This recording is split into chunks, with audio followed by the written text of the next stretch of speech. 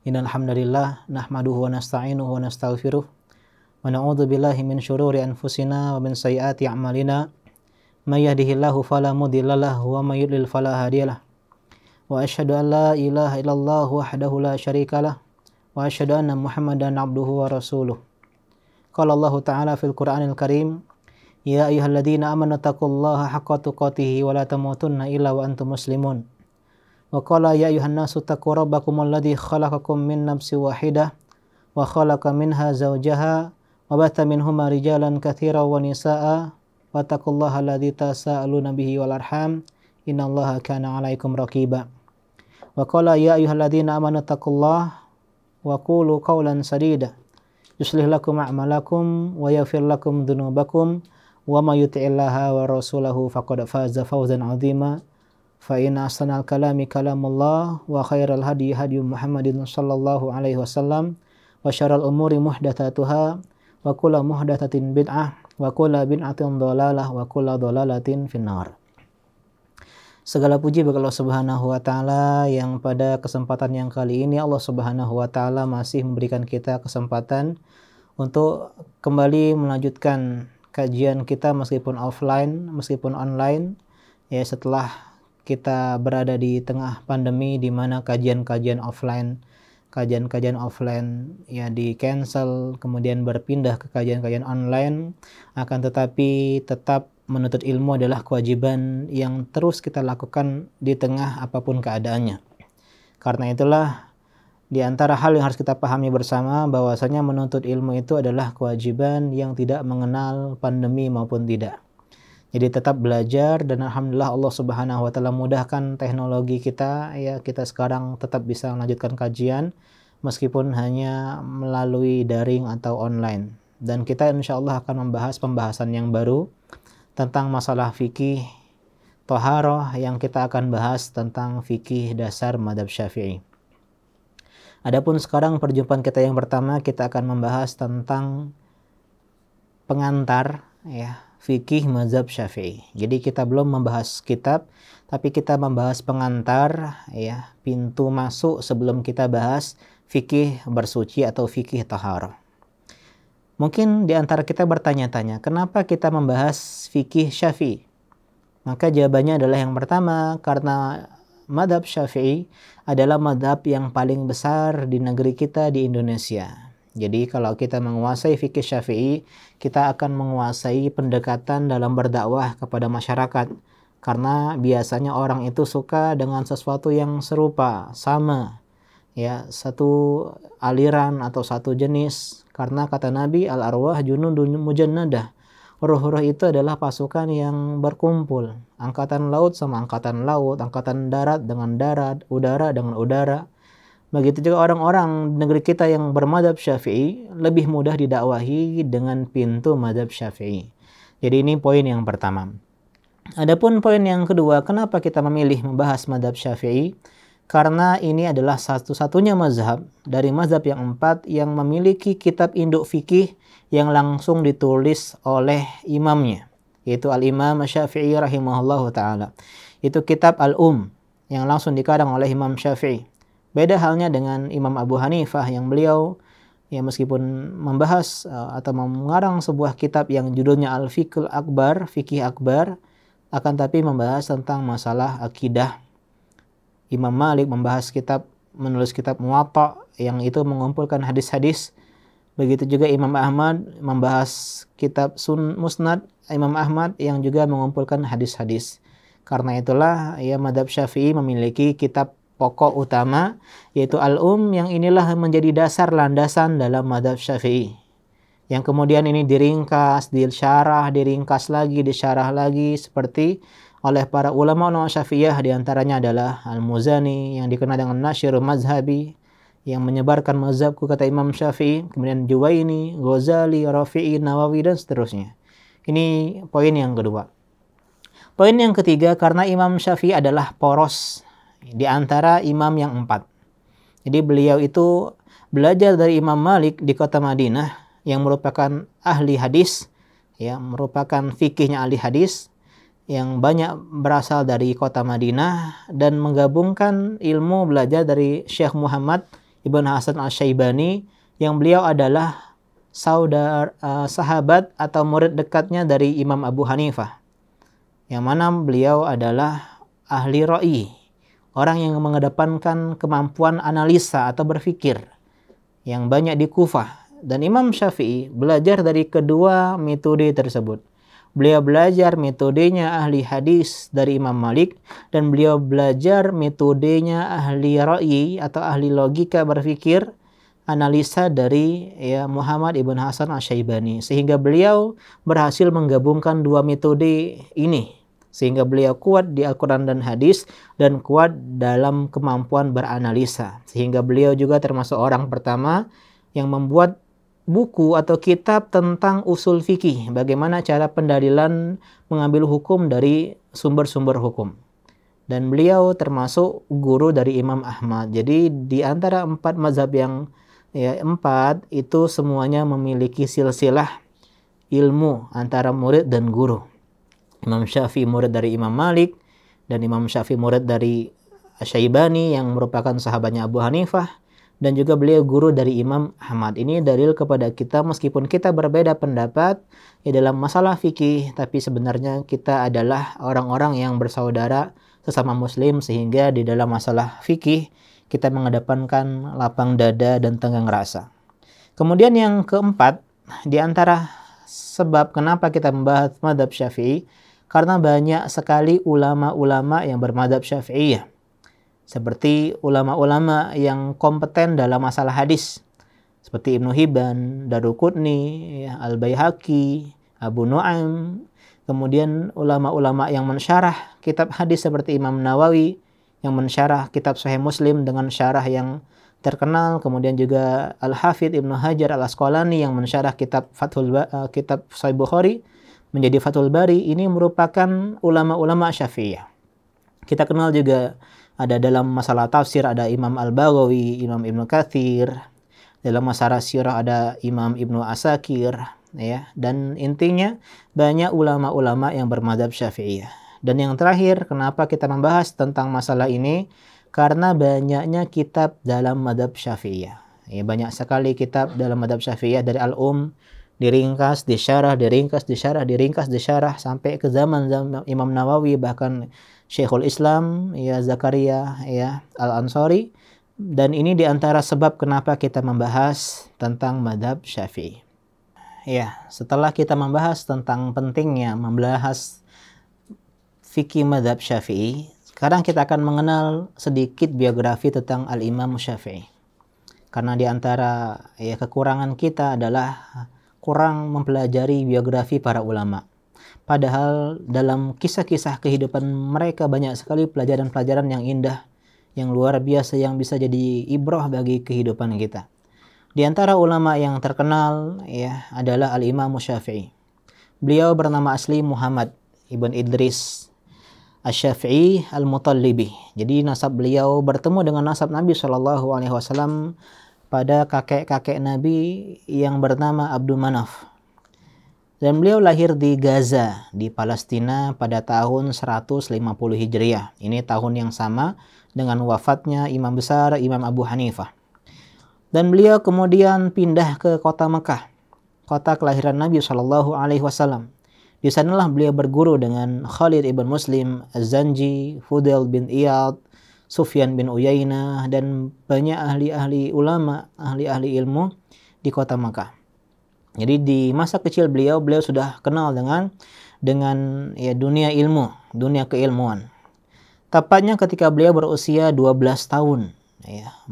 Berusia 12 tahun beliau safar ke kota Madinah, ke kota Nabi SAW. Beliau belajar dengan Al-Imam Darul Hijrah, yaitu Imam Malik ibn Anas.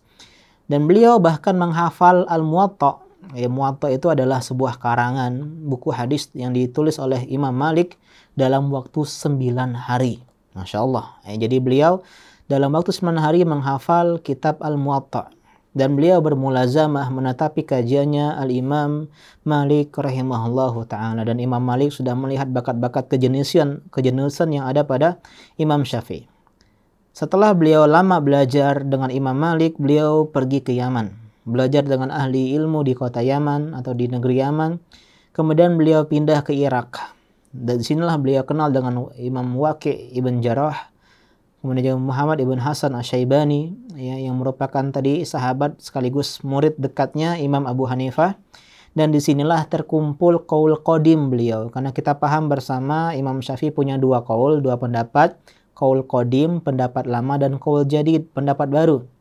Ini menunjukkan kepada kita bahwasanya seorang alim ulama merupakan hal yang biasa meralat merevisi ucapan maupun pendapatnya. Kemarin bilang A, kemudian bilang B. Ini bukan ketidakstabilan, bukan sebuah kelabilan, akan tetapi ini adalah bukti, ya, bahwasanya seorang ahli ilmu senantiasa belajar sehingga dia tidak sungkan untuk meralat atau merevisi pendapat beliau yang lama.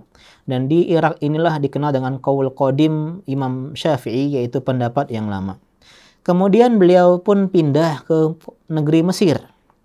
Dan disinilah beliau banyak mengubah atau meralat, merevisi, merujuk pendapat-pendapat lama beliau di Irak. Dan di sini dikenal dengan qaul jadid, pendapat baru. Yang disinilah beliau menulis kitab Al-Um, ya, kitab induk mazhab Syafi'i, dan juga beliau mengarang kitab Ar-Risalah, yang menjadi kitab pertama dalam dunia usul fikih. Beliau pun dikenal dengan mujaddid, pembaharu abad kedua. Beliau menggabungkan ilmu ahli hadis dan ya fikih ahli hadis dan fikihnya ahli ra'yi, menggabungkan kemampuan menguasai hadis dan kemampuan menguasai logika, analisa dan kemampuan berfikir dari ahli ra'yi yang berada di Kufah. Karena di Kufah itu kan jauh dari Madinah, sehingga hadis-hadis yang sampai kepada Imam, ya, Abu Hanifah dan teman-temannya sedikit, sehingga mereka lebih mengedepankan kemampuan berfikir, beranalisa. Dan beliaulah orang pertama yang membuat pondasi landasan di dalam masalah usul fikih.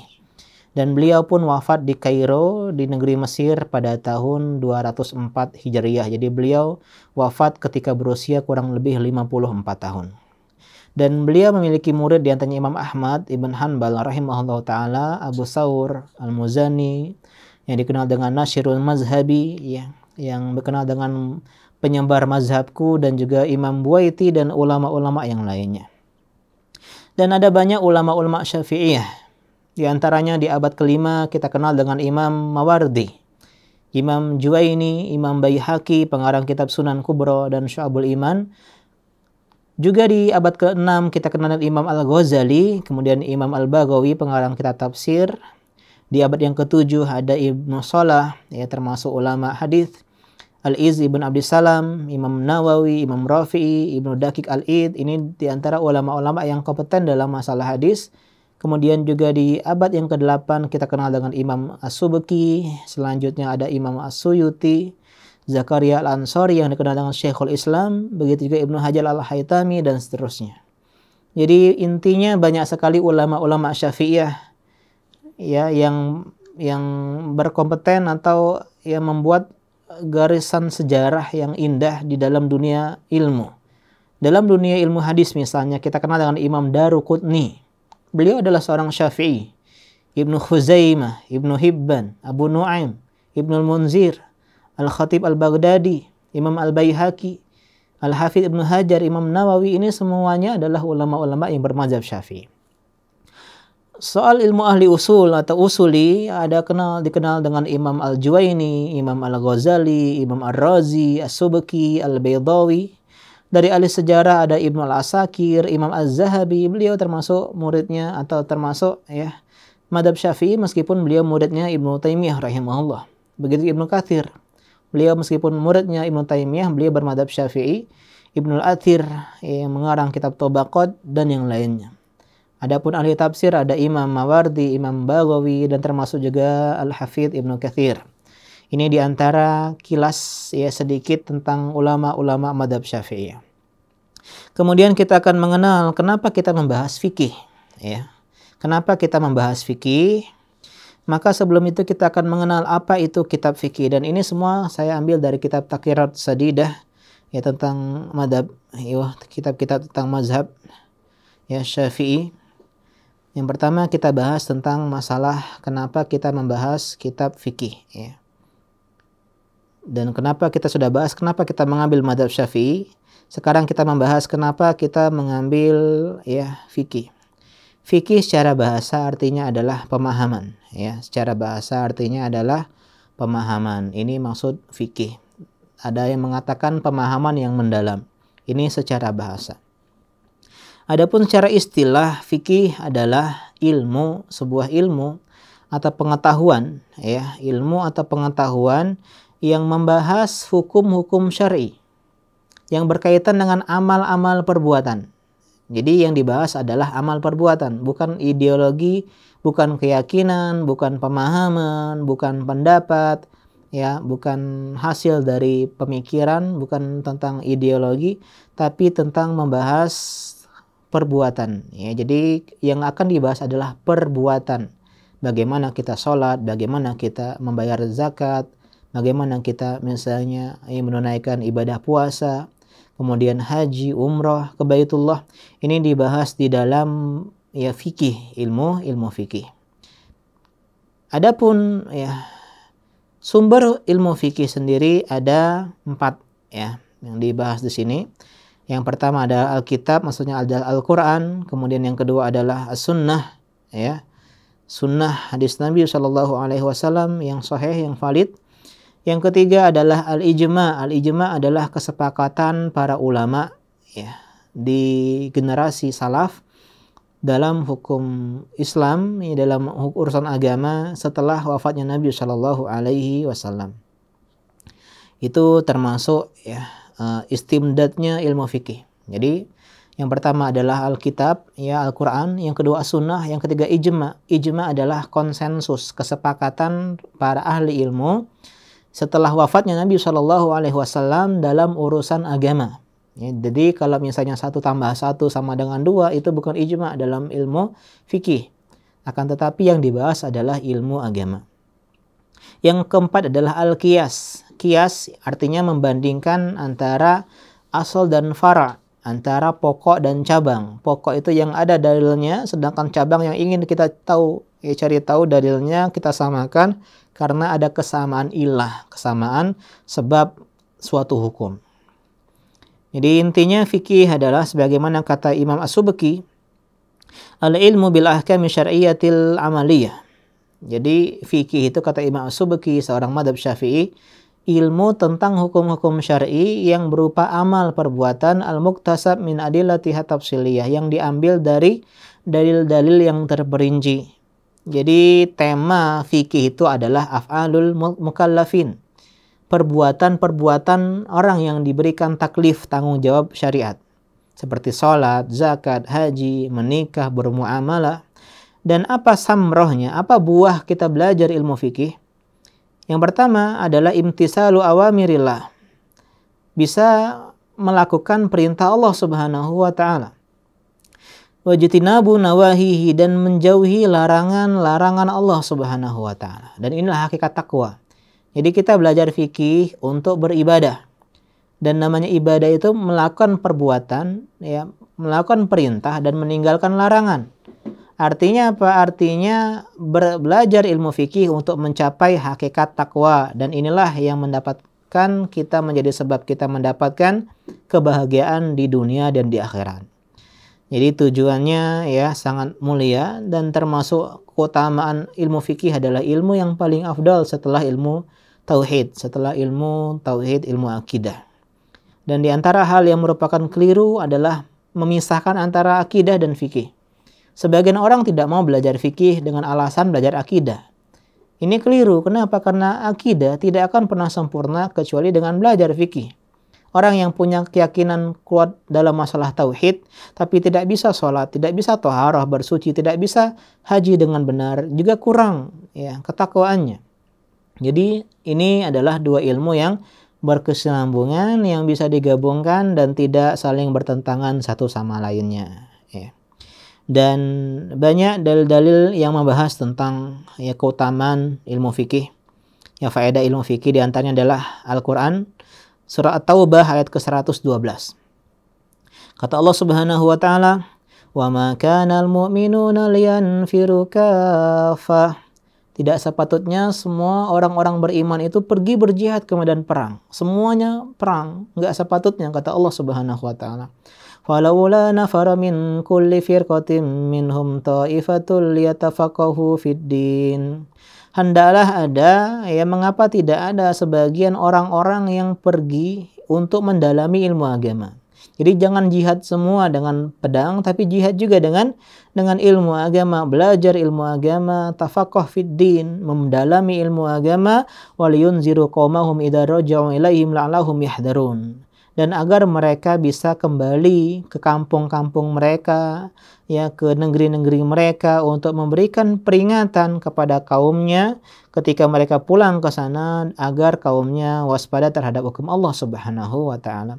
Jadi ingat, belajar fikih, belajar agama adalah perintah Allah Subhanahu wa taala. Kemudian juga di antara hadis tentang keutamaan ilmu fikih adalah ya sabda Nabi Shallallahu alaihi wasallam dalam sebuah hadis Bukhari Muslim, man yuridillahu bihi khairan yufaqihu fid din.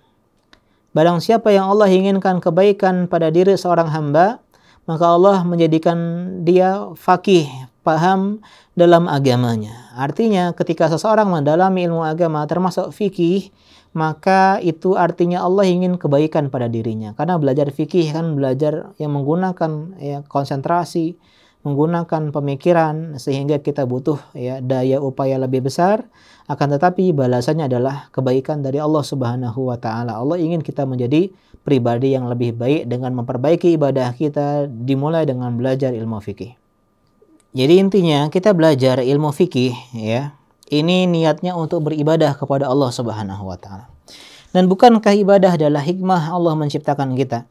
Dalam surah Az-Zariyat ayat ke-56, kita sering mendengar Allah berkata, "Wa ma khalaqtul jinna wal insa illa liya'budun." Tidaklah aku ciptakan jin dan manusia melainkan untuk beribadah kepadaku. Artinya belajar fikih adalah bagian dari hikmah Allah menciptakan kita. Karena kita nggak mungkin beribadah kepada Allah, nggak mungkin bisa sholat, bisa zakat, bisa puasa, bisa haji, umroh, kecuali dengan belajar ilmu tentang ibadah, yaitu ilmu fikih. Karena itu penting sekali kita belajar ilmu fikih, karena ini menjadi realisasi ibadah kita kepada Allah Subhanahu wa taala. Ya. Dan banyak sekali hadis-hadis yang memuji orang yang memahami hadis fikih yang tidak kita sebutkan semua di sini. Ya. Yang jelas kita pahami bersama tadi bahwasanya fikih itu intinya adalah ilmu yang membahas tentang hukum syariat yang berupa amal-amal perbuatan kita, baik ibadah, muamalah, munakahah, ya, atau jinayah dan yang semisalnya. Ya. Ini tentang masalah sumber hukum fikih. Dan adapun objek pembahasan fikih sendiri itu sebagian lama membagi menjadi 4. Ya, yang pertama adalah fikih ibadah, dimulai dari thaharah, salat, zakat, puasa, haji. Kemudian ada fikih muamalah, fikih jual beli, sewa menyewa, gadai, ya, yang berkaitan dengan masalah jual beli, bisnis dan semisalnya. Yang ketiga ada namanya fikih munakahah, fikih pernikahan, tentang bagaimana rumah tangga, bagaimana perceraian, bagaimana hak pengasuhan anak, bagaimana tentang hukum warisan. Ini juga dibahas dalam ilmu fikih. Dan yang keempat adalah fikih jinayah, ya, fikih tentang bagaimana hukuman ya bagi pelaku kriminal yang berbuat ya pelanggaran terhadap hukum Islam. Ini diantara hal yang harus kita pahami bersama tentang muqaddimah, pengantar dari hukum-hukum syar'i, ya. Dan diantara hal yang harus kita pahami bersama juga bahwasanya ilmu fikih yang kita akan bahas di sini adalah kitab fikih yang berjudul Al-Fiqhu Syafi'i lil Mubtadi'in, ya, fikih Syafi'i bagi para pemula. Ya, jadi ini yang dikarang oleh Syekh Ahmad Mahmud Abu Hasubah. Ya.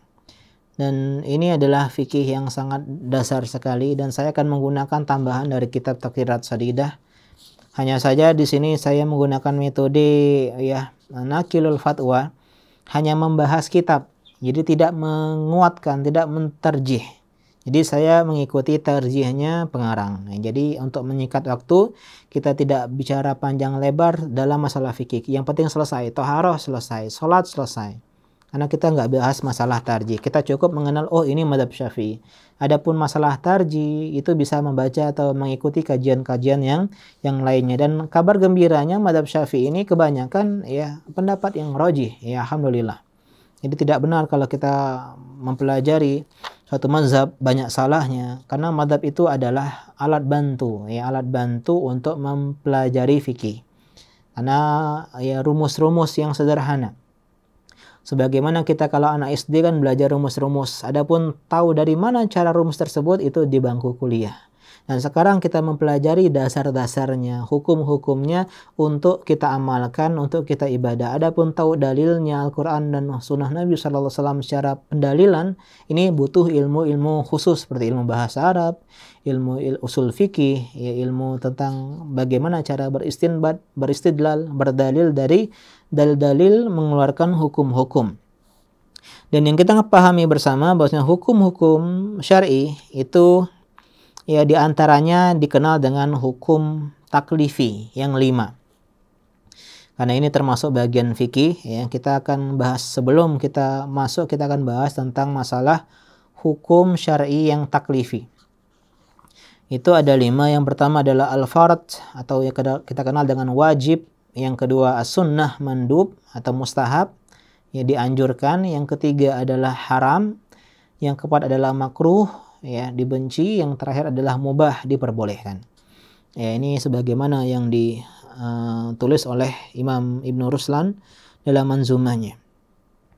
Kita bahas satu persatu tentang masalah kewajiban al-fard. Ya. Apa itu al-fard, kewajiban atau wajib? Ya.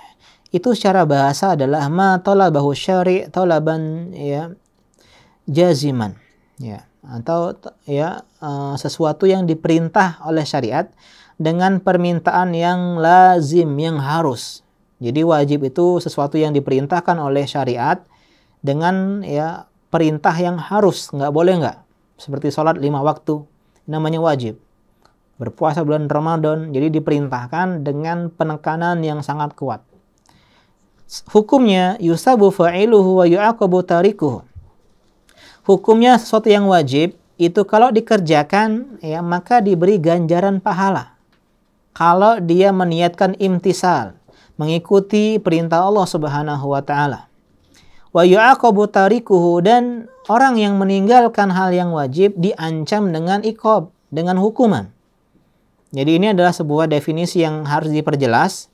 Jadi wajib itu kapan berpahala? Kalau kita meniatkan itu sebagai ya perintah Allah Subhanahu wa taala. Ya, jadi orang yang misalnya ya mengangkat celananya di atas mata kaki misalnya, tapi tanpa menganggap itu perintah dari syariat karena ya style, karena gaya anak muda, padahal itu adalah sebuah kewajiban, maka dia tidak akan mendapatkan pahala. Orang yang melihara jenggot karena style, mengikuti artis fulan atau alan, dia pun tidak mendapatkan pahala. Kenapa? Karena dia tidak imtisalan, tidak meneladani perintah Allah dan Rasulullah SAW. Dan juga orang yang meninggalkan kewajiban itu tidak pasti dihukum oleh Allah Subhanahu wa taala. Karena di antara akidah manhaj kita Ahlussunnah wal Jamaah, pelaku dosa itu tahta masyiatillah, di bawah kehendak Allah Subhanahu wa taala. Kalau Allah hendak ampuni, Allah ampuni, nggak diazab, nggak disiksa. Jadi yang lebih bagus kita katakan kewajiban itu jika dikerjakan berpahala jika dia meniatkan sebagai melakukan perintah Allah, dan jika ditinggalkan dia berhak mendapatkan siksa. Ya, bukan pasti disiksa, tapi berhak mendapatkan siksa. Ini ya kewajiban dan punya banyak ya muradif atau sinonim, di antaranya adalah maktub, wajib, rukun, lazim. Ini di antara kosakata yang menunjukkan sebuah kewajiban. Ini yang pertama. Yang kedua adalah as-sunnah. Ya. Atau al-mustahab atau al-mandub. Ini adalah ma talabuhu syari' talaban ghaira jazim. Sesuatu yang diperintahkan oleh syariat, diperintahkan, disuruh, tapi tidak harus. Ya. Jadi diperintahkan tapi tidak harus. Jadi diperintahkan tapi kalau nggak sih nggak masalah, begitu. Ini namanya mandub, namanya sunnah, namanya mustahab. Hukumnya yuthabu fa'iluha imtisalan wa la yu'aqabu tarikuha. Kalau dikerjakan dengan niat imtisalan, maka dia diberikan pahala. Ya, jadi kalau orang melaksanakan sunnah bukan gara-gara perintah Allah Subhanahu wa taala, bukan gara-gara perintah Nabi Shallallahu alaihi wasallam, dia tidak mendapatkan pahala. Jadi ini diantara hal yang harus kita pahami. Ketika kita mengerjakan amalan ibadah sunnah, maka kita harus niatkan ini sebagai ibadah. Ini bukan sekedar style, bukan sekedar ngikut orang, bukan sekedar ya gaya, tapi karena ini perintah Allah, perintah Nabi, maka ini kita mendapatkan pahala. Dan orang yang meninggalkannya tidak berhak disiksa. Jadi harus kita pahami bersama. Ibadah yang hukumnya sunnah, maka kita nggak boleh mencela seorang yang meninggalkannya. Kenapa tidak tahiyatul masjid? Kenapa tidak rawatib? Kenapa tidak sholat malam? Kenapa tidak puasa Syawal? Nggak boleh kita cela karena dia tidak meninggalkan kewajiban. Karena orang yang meninggalkan sunnah la yu'aqab tarikuha, tidak disiksa orang yang meninggalkannya. Jadi boleh kita keras terhadap diri sendiri, tapi kita nggak boleh keras terhadap orang lain. Boleh menasihati orang untuk berbuat perbuatan sunnah, akhi, yuk puasa sunnah, sholat sunnah, silakan.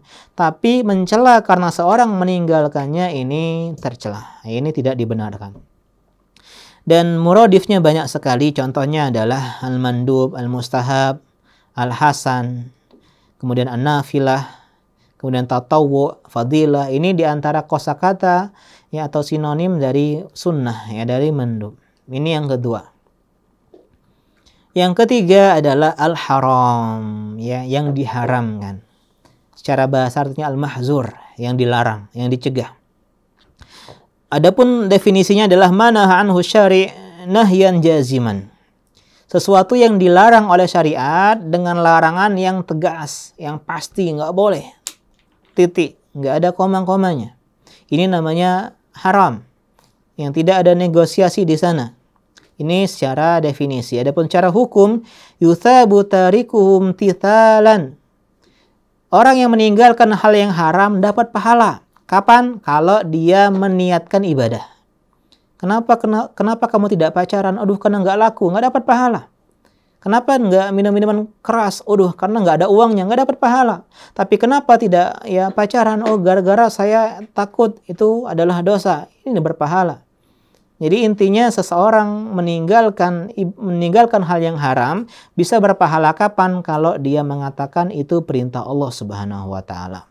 Orang yang mencuri nggak jadi mencuri gara-gara apa? Omzet sepi. Mencuri motor.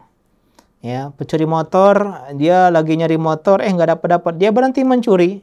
Bukan gara-gara takut dosa, tapi gara-gara udah nggak musim lagi sekarang curi motor. Jadi dia meninggalkan perbuatan haram bukan karena Allah Subhanahu wa taala dia tidak mendapatkan pahala. Tapi orang yang mencuri kemudian dia bertobat, dia nggak mau mencuri, kenapa? Karena dia tahu perintah Allah adalah meninggalkan perbuatan mencuri, maka orang seperti ini baru mendapatkan pahala. Wa yu'aqabu fa'iluhu, dan pelakunya berhak mendapatkan iqab. Sekali lagi dalam manhaj Ahlussunnah wal Jamaah, pelaku dosa besar maupun dosa kecil tahta masyiatillah, di bawah kehendak Allah. Kalau Allah ampuni insya'a azzabah wa insya'a ya ghafarah. Kalau Allah berkehendak Allah ampuni, kalau Allah berkehendak Allah maafkan. Ya Allah azab, Allah siksa. Jadi intinya kita nggak bisa memastikan neraka bagi pelaku dosa karena semuanya di bawah kehendak Allah Subhanahu wa taala. Berbeda dengan Khawarij yang berpendapat setiap pelaku dosa besar pasti masuk neraka. Ini keliru. Ya, kenapa? Karena banyak hadis-hadis tentang syafaat, tentang hal-hal yang semisalnya. Dan di antara muradifnya dari kata haram adalah mahzur. Ya, mamnu' azan, dosa al-ma'siyah, al-mazjur, al-mutawa'ad alaih, dan yang lainnya. Yang keempat adalah al-makruh. Makruh secara bahasa artinya al-marghubu anhu, sesuatu yang dibenci, sesuatu yang tidak disukai. Adapun secara istilah artinya manaha syari' anhu nahyan ghairu jazim, sesuatu yang dilarang oleh syariat tapi larangannya nggak tegas. Ini nggak boleh nih, tapi ya nggak harus. Ini namanya makruh. Adapun hukumnya la yuthabu fa'iluhu wa la yu'aqabu tarikuhu, afwan, yuthabu ala tarkihi imtisalan wa la yu'aqabu ala fi'lihi. Sesuatu yang kalau dia tinggalkan dia dapat pahala kapan? Kalau dia imtisalan, mengikuti perintah Allah dan Rasulullah. Dan orang yang tidak meninggalkannya, ya, atau orang yang mengerjakannya pun tidak berhak mendapatkan siksa karena makruh, tidak batas haram. Jadi dia kerjakan, maka ini dia tidak mendapatkan siksa dari Allah Subhanahu wa taala. Dan yang terakhir adalah al-mubah. Ya, terakhir adalah al-mubah. Cara bahasa artinya jaiz, boleh. Jadi boleh iya, boleh tidak. Ini mubah, tidak ada kaitan dengan perintah maupun larangan. Maka natarkuhu wa fi'luhu ala sawa. Definisinya adalah sesuatu yang perintah dan larangannya sama. Adapun hukumnya, ya, la yuthabu fa'iluhu wa la yu'aqabu tarikuhu illa biniyati shalihah fayuthab. Adapun hukum dari mubah adalah dia pelakunya tidak diberi pahala dan yang meninggalkannya tidak mendapatkan, ya, tidak berhak diberikan siksa kecuali dengan niat yang soleh. Ini perhatikan luar biasanya niat, teman-teman. Sesuatu yang mubah bisa menjadi pahala dengan niat yang baik. Makan mubah, minum mubah. Tapi kalau kita niatkan makan minum agar bisa lebih menguatkan kita beribadah kepada Allah Subhanahu wa taala, ya, niatnya nih makan biar kuat isi kajian, maka jadi pahala. Misalnya istirahat tidur, kenapa dia tidur? Dia niatkan agar besok fit untuk beribadah, untuk cari nafkah, berpahala. Inilah the power of niat, ya, kekuatan niat. Jadi niat itu bisa menjadikan ibadah atau sesuatu yang mubah bernilai ibadah. Tidur, ya, makan, minum, ya, mencari nafkah, atau bercengkrama dengan istri, ini termasuk hal-hal yang mubah yang kalau kita niatkan bisa menjadi ibadah yang luar biasa. Karena itulah seorang sahabat Mu'adz bin Jabal radhiyallahu anhu mengatakan, saya kalau tidur berharap pahala sebagaimana saya berharap pahala ketika sholat malam. Jadi dia niatkan tidurnya untuk sholat malam sehingga dihitung pahala. Ini di antara luar biasa sekali. Bagi orang yang sadar, orang yang paham ilmu agama berbeda. Dia bisa menjadikan amal-amal mubah, ya, bernilai pahala. Tapi orang yang lalai, ibadahnya bernilai mubah karena nggak ada niat. Ya, karena ibadahnya kosong dari niat. Dia mencari nafkah, nggak ada niat ibadah. Ya, dia dengar pengajian, tidak ada niat ibadah. Ya, dia misalnya bantu dakwah, nggak ada niat ibadah. Niatnya hanya ikut-ikutan. Maka dia nggak mendapatkan pahala. Inilah pentingnya kita meniatkan ini sebagai ibadah. Perintah Allah Subhanahu wa taala, perintah Nabi Shallallahu alaihi wasallam, dan muradif dari mubah adalah jaiz atau halal atau at-talaq. Ini diantara, ya, hukum-hukum taklifi yang kita kenal, yaitu hukum yang 5 atau al-ahkamul khamsah. Yang pertama adalah wajib, kemudian sunnah, kemudian haram, kemudian makruh dan mubah. Dan ada hukum-hukum yang lain, contohnya hukum wad'i seperti sah atau tidak sahnya, ya, suatu perbuatan. Ini juga dibahas, ya. Jadi kapan sesuatu itu sah atau tidak sah itu pun dibahas dalam ilmu fikih. Jadi intinya kita akan membahas kitab fikih Syafi'i ke depannya insyaallah, membahas dari awal, dari nol tentang fikih dasar thaharah. Ini penting sekali karena thaharah itu kuncinya sholat, sedangkan sholat adalah rukun Islam, ibadah yang paling luar biasa, ya. Yang rukun Islam kedua, tapi rukun Islam yang pertama dalam masalah ibadah. Jadi semoga Allah Subhanahu wa taala mudahkan kita semua, ya. Dan semoga ini bisa menghibur juga teman-teman yang rindu dengan pengajian offline, ya. Semoga dengan kita semangat menghadiri kajian atau mendengar kajian online, Allah memberikan kemudahan kita bisa menghadiri kembali kajian offline. Ya, karena di antara cara kita mendapatkan nikmat Allah Subhanahu wa taala ada bersyukur. Bersyukur ada kajian online, maka Allah akan mudahkan kajian offline. Jadi teman-teman semua, belajar ilmu agama itu sampai mati, ya. Kata Imam Ahmad ketika ditanya sampai kapan kita belajar, ilal maut, sampai mati. Karena belajar nggak kenal pensiun, belajar tidak kenal vakum, belajar kita tidak kenal lockdown, ya, tapi karena ini adalah kewajiban kita sampai kita meninggal, ya. Talabul ilmi faridatun ala kulli muslim. Dalam Ibnu Majah Nabi mengatakan menuntut ilmu adalah kewajiban bagi setiap muslim tanpa terkecuali, laki-laki, perempuan, dewasa, tua, ya, jomblo, yang sudah nikah, semuanya punya kewajiban yang sama, yaitu belajar ilmu agama. Dan ilmu agama adalah ibadah, sedangkan kata Allah Subhanahu wa taala wa'bud rabbaka hatta ya'tiyakal yakin. Beribadahlah kepada Tuhanmu sampai datang al-yakin, sampai datang kematian yang diyakini.